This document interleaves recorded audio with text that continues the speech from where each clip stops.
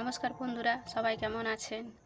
তা আমি রেবা আপনাদের সঙ্গে আজ আবার একটি নতুন রেসিপি নিয়ে এসেছি।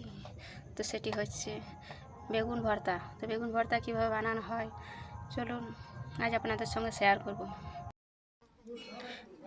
আজ আপনাদেরকে বানিয়ে দেখাবো বেগুনের ভর্তা। তো বেগুনের ভর্তা বানানোর জন্য আমি এখানে প্রথমে একটা বেগুন নিয়েছি।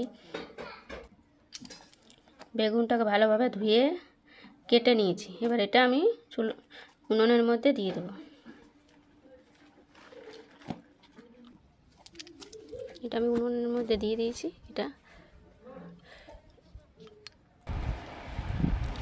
দেখুন বেগুনটা পোড়ানো হয়ে গেছে। এবার এটাকে ভালোভাবে আমি পরিষ্কার করে নেব। বেগুনটা আমার পরিষ্কার করা হয়ে গেছে। এর মধ্যে আমি সামান্য একটু নুন, একটু সরিষার তেল,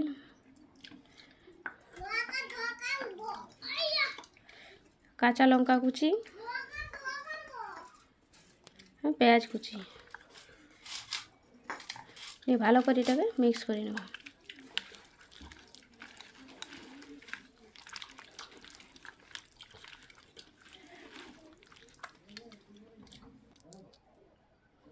দেখুন আমার বেগুন ভর্তা রেডি।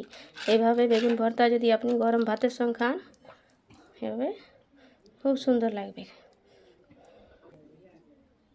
এইভাবে বানিয়ে খাবেন গরম ভাতের সাথে, আশা করি খুব ভালো লাগবে। ভালো লাগলে অবশ্যই একটা আমাকে লাইক, কমেন্ট এবং শেয়ার করে দেবেন।